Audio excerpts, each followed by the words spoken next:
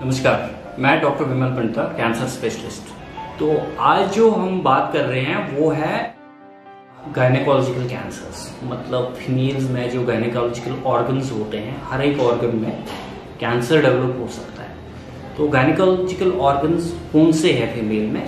उसमें एक ओवरीज आती है, एक यूट्रस आता है और एक सर्विक्स आता है। तो ये तीन गायनेकोलॉजिकल ऑर्गन्स हैं जिनमें किसी में भी अपना एक इंडिविजुअल कैंसर डेवलप हो सकता है। तो अगर हम ओवेरियन कैंसर पहले लें, ओवेरियन कैंसर मतलब अंडाशय का कैंसर। तो हम देखेंगे जो हमारा बच्चेदानी होती है, यूट्रस होता है, उसके दोनों साइड जो कनेक्ट करता है वो ओवरीज होती है। मतलब दो अंडाशय होते हैं दो साइड में, उसको दोनों तरफ से यूट्रस की तरफ जो कनेक्ट करता है वो ट्यूब्स होते हैं, फैलोपियन ट्यूब्स। तो ये कैंसर्स या तो ओवरीज से बन जाती है या जो ये जो फैलोपियन ट्यूब्स है जो कनेक्ट करते हैं ओवरीज को, उससे बन सकता है। सो ट्रीटमेंट सेम है दोनों में, यहाँ से बने या वहाँ से बने, तो उसको ओवेरियन कैंसर हम कहते हैं। तो एक बार ये जब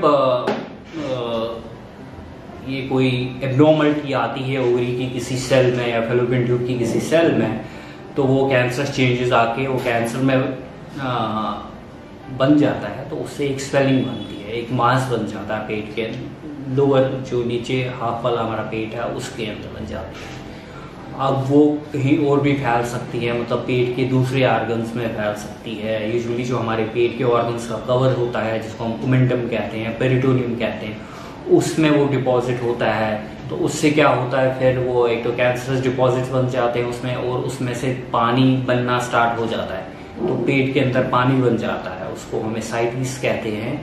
जो कैंसर रिलेटेड एसाइटिस होते हैं, ओवेरियन कैंसर रिलेटेड एसाइटिस होते हैं, सो उसमें बन सकता है। तो यही कैंसर फिर लिवर में जा सकता है, या जो हमारी बड़ी आंत है, छोटी आंत है पेट में, उसके ऊपर डिपॉजिट बन सकते हैं, या ये कहीं और भी जा सकता है। यूजुअली कम जाता है, जैसे लंग्स में जा सकता है, लिम्फ नोड्स पे जा सकता है। तो ऐसे ये डेवलप होता है और फिर एक्सटेंड होता जाता है डिपेंडिंग ऑन स्टेज कैसे होता है। तो इसकी वजह से ये कैसे प्रेजेंट करता है, बिकॉज हम देखें पेट काफ़ी बड़ा है, तो यूजुअली अर्लियर स्टेज में ना इसके सिम्टम्स नहीं आते हैं। तो यूजुअली इसके सिम्टम्स जल्दी पता नहीं चलते हैं, क्योंकि ये एब्डोमेन एक बहुत बड़ा ऑर्गन है। सो सिम्टम्स क्या हो सकते हैं?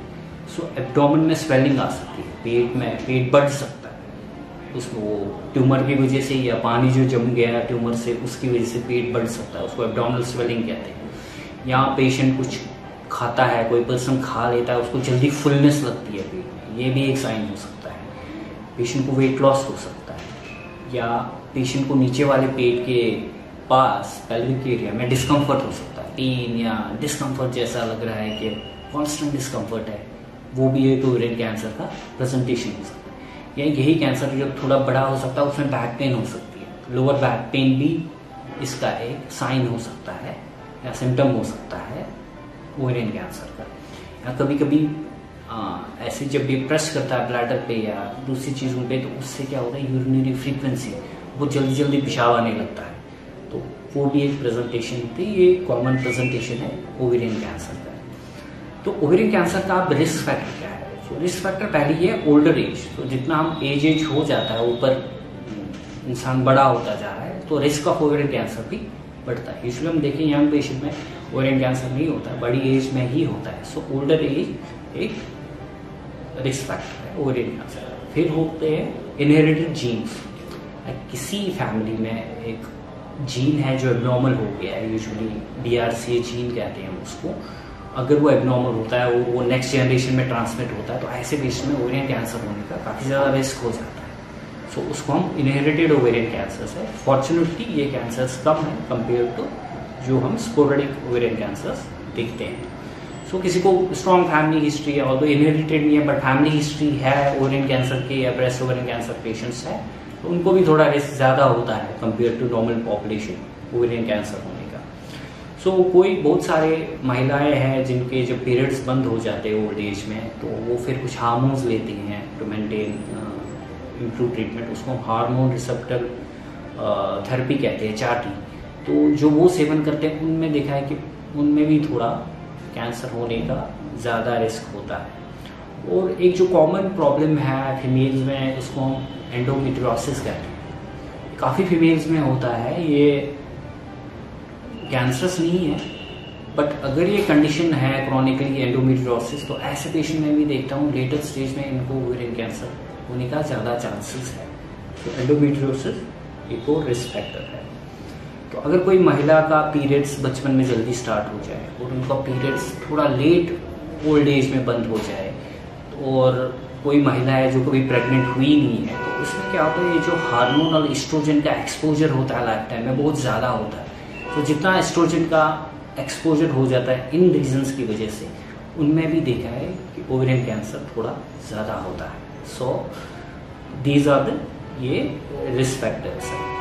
तो कोई जब बर्थ कंट्रोल पिल्स लेते हैं, बच्चा ना होने के पिल्स देखे हैं, यूजुअली देखा है कि ऐसे महिलाओं में ओवेरियन कैंसर होने का कम रिस्क होता है जो बर्थ कंट्रोल पिल्स लेते हैं। सो ये है रिस्क फैक्टर्स कैसे होता है फिर, और ये कैसे प्रेजेंट कर सकता है।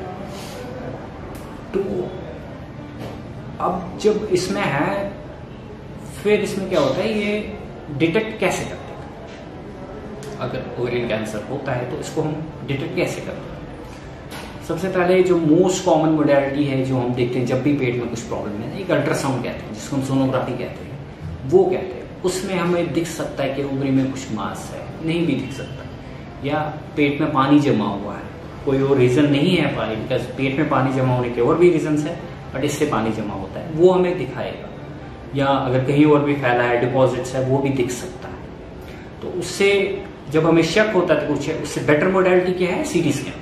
सो सीटी स्कैन से हमें वो एक 3D इमेज होती है, उससे हमें ज़्यादा क्लियर पता चलता है कि कहाँ कहाँ पे डिपॉजिट है, ओवरी जो अंडाशय है कैसा दिखता है, उसमें ट्यूमर डेवलप हो रहा है कि नहीं हो रहा है, कहाँ कहाँ पे और फैला हुआ है पेट में, कहीं और तो नहीं फैला है, और पानी जमा हुआ तो कैसे जमा। तो उससे हमें शक, अगर आप हमें शक हो गया कि है ये, फिर नेक्स्ट स्टेप क्या है। तो अगर ऑलरेडी पानी जमा हुआ है, फिर हम उसको यूजुअली पानी का एक नीडल डाल के पानी का टेस्ट करते हैं कि उसमें क्या ये कैंसर सेल्स तो नहीं है। तो अगर आपका ओवेरियन मास है और पानी में कैंसर सेल्स है, तो यू कैन बी श्योर कि हाँ जी, ये मोस्ट लाइकली ओवेरियन कैंसर है। तो एक ब्लड में भी एक ट्यूमर मार्कर होता है जिसको हम CA-125 कहते हैं, और काफ़ी ओवेरियन कैंसर पेशेंट, नॉट कि हर किसी में बढ़ता है, पर काफ़ी ओवेरियन कैंसर पेशेंट्स में ये CA-125 बढ़ जाता है। तो उससे भी डायग्नोसिस होने में थोड़ा हमें ईजी हो जाता है।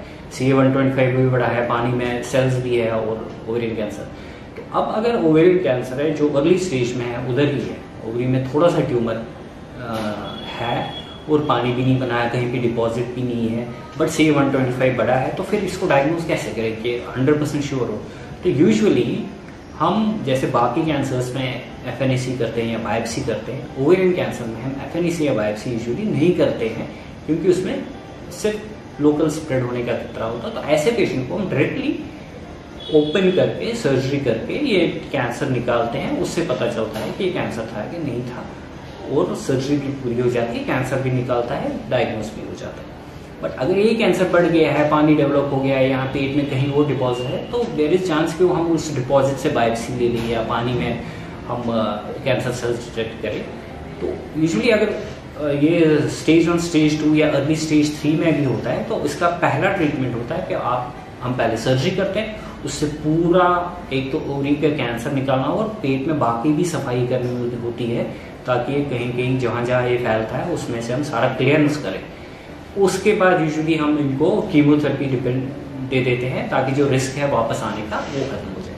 बट कभी कभी ऐसा ना एडवांस स्टेज में ये प्रेजेंट करता है, ये स्टेज 3, लेटर स्टेज 3 या जिसको हम 3B 3C कहते हैं, या स्टेज 4 में भी प्रेजेंट करते हैं। तो उस इवेंट में हम कभी भी क्या करते हैं, उसमें भी सर्जरी कर सकते हैं। बट यूजुअली हम क्या करते हैं, हम कीमोथेरेपी देते हैं, पानी सुखाते हैं, ये जो ट्यूमर लोड है इसको कम करते हैं, उसके बाद सर्जरी करते हैं। उसका एडवांटेज बेसिकली ये है कि आपका ये जो सर्जरी होता है वो कंप्लीट होता है, पूरी तरह से आप निकाल सकते हो। तो अगर अपफ्रंट सर्जरी करें तो मे बी हम कुछ छोड़ दें, तो उससे हम पूरा निकाल सकते हैं। और उसके बाद सर्जरी के बाद कुछ साइकिल्स कीमो होते हैं जो हम इसको देते हैं। रेडिएशन का यूजुअली रेडियोथेरेपी का ओवेरियन कैंसर में ज़्यादा रोल नहीं है, तो यूजुअली कीमोथेरेपी और सर्जरी ही मेन रोल है ट्रीटमेंट इसका। तो अब कभी कभी स्टेज 4 में भी प्रेजेंट करता है पेशेंट, या पहले तो हमने अर्ली स्टेज में ट्रीट किया फिर वापस जो रैप्स किया वो स्टेज 4 में आता है, तो उसमें हम सिर्फ सिस्टमिक ट्रीटमेंट देते हैं, लाइक कीमोथेरेपी है और अब कुछ टारगेटेड ड्रग्स भी आए हैं उसमें भी देते हैं। और अब ये जो इनहेरिटेड कैंसर्स है लाइक BRCA जीन्स रिलेटेड है कैंसर, तो उसमें एक पाप इनहिबिटर्स हम कहते हैं, उनको भी एक टैबलेट फॉर्म में है, उससे भी थोड़ा सर्वाइवल इंप्रूवमेंट होता है। वो कीमो देने के बाद एक मेंटेनेंस रूट के में हम उसको दे देते हैं। सो ये है जो ओवेरियन कैंसर की प्रेजेंटेशन है, डायग्नोसिस है, क्यों होता है और ट्रीटमेंट कैसे किया जाता है। Thank you so much.